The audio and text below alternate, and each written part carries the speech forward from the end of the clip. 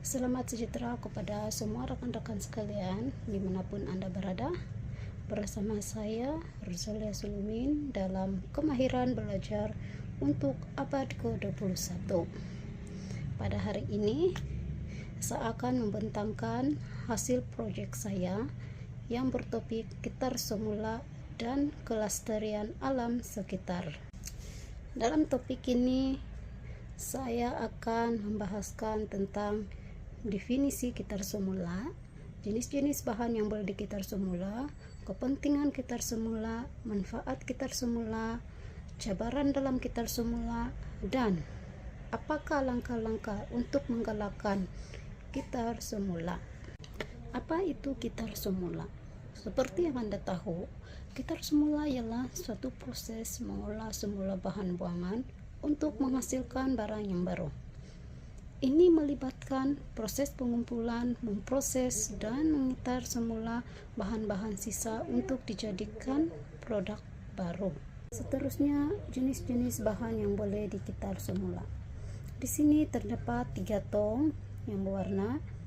Yang pertama warna biru, warna coklat, dan warna jingga, di mana ketiga-tiga tong ini mempunyai fungsi yang tertentu.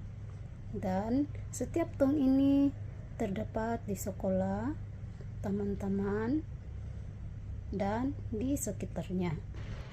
Tong sampah yang berwarna biru hanya digunakan untuk pembuangan seperti kotak, surat kabar, buku, dan tisu.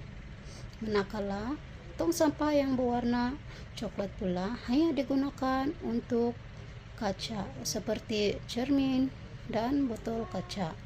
Dan bagi tong sampah yang berwarna jingga pula, ini hanya digunakan untuk botol air minuman, plastik, dan bekas-bekas makanan tin. Ini merupakan hasil video saya yang telah saya ambil di mana anak-anak sedang memperagakan hasil daripada gitar semula.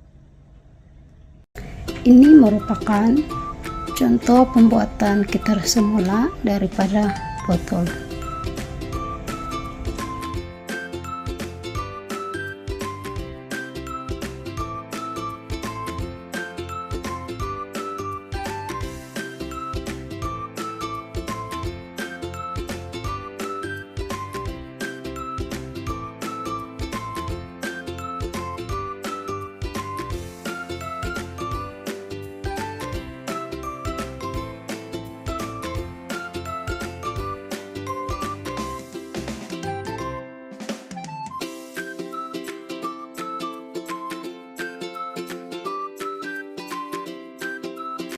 Seterusnya, apakah kepentingan gitar semula? Kepentingan yang pertama adalah dapat mengurangkan sisa di tapak pelepusan. Setiap tahun, berbilion ton sampah dihasilkan oleh rakyat. Kira-kira 75% daripada sampah yang dihasilkan boleh digitar semula. Ini termasuk bahan seperti kertas, plastik, kaca, dan logam. Ini tidak hanya dapat mengurangkan pencemaran tanah dan air, tetapi dapat mengurangkan kesesakan tapak pelepusan.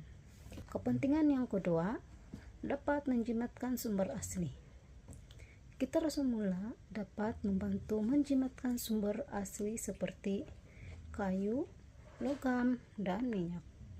Ini juga dapat mengurangkan tekanan sumber semula jadi yang semakin terhad. Kepentingan yang ketiga, dapat mengurangkan pencemaran. Dari segi pembuatan bahan baru, ini melibatkan bahan fosil yang menyebabkan pencemaran udara dan pembebasan gas rumah kaca. Terusnya saya akan membentangkan apakah manfaat gitar semula. Manfaat yang pertama, dapat mengurangkan penggunaan tenaga. Dalam proses gitar semula ini memerlukan sedikit tenaga berbanding dengan pengeluaran bahan baru. Contohnya, bila kita mengitar semula 1 ton aluminium Ini dapat menjimatkan tenaga yang cukup. Manfaat yang kedua, dapat melindungi habitat alam semula jadi. Dengan mengurangkan keperluan sumber mentah, ini membolehkan ekosistem seperti hutan dan lautan terus berkembang tanpa terganggu oleh aktiviti pengolahan yang merosakkan. Dan manfaat yang ketiga, dapat mengurangkan kesan perubahan iklim. Melalui gitar semula, ini sekaligus dapat mengurangkan pembebasan gas rumah kaca yang dihasilkan oleh proses pembuatan dan pengangkutan bahan baru. Objektif yang seterusnya adalah jabaran dalam gitar semula. Jabaran yang pertama, kekurangan kesadaran awam. Ini disebabkan ramai individu masih kurang paham tentang bagaimana cara yang betul untuk mengasingkan sampah atau jenis bahan yang boleh di gitar semula. Jabaran yang kedua, infrastruktur yang tidak cukup. Sesetengah negara atau kawasan, infrastruktur untuk gitar semula tidak mencukupi. Ini karena kekurangan tempat pengumpulan gitar semula yang mudah didapati. Dan jabaran yang ketiga adalah kualiti bahan gitar semula. Sebagai contoh, sampah yang tercemar oleh sisa makanan atau bahan kimia boleh menyebabkan kesukaran untuk memprosesnya. Terdapat beberapa langkah-langkah untuk menggalakkan gitar semula. Langkah yang pertama adalah dari segi pendidikan dan kesadaran.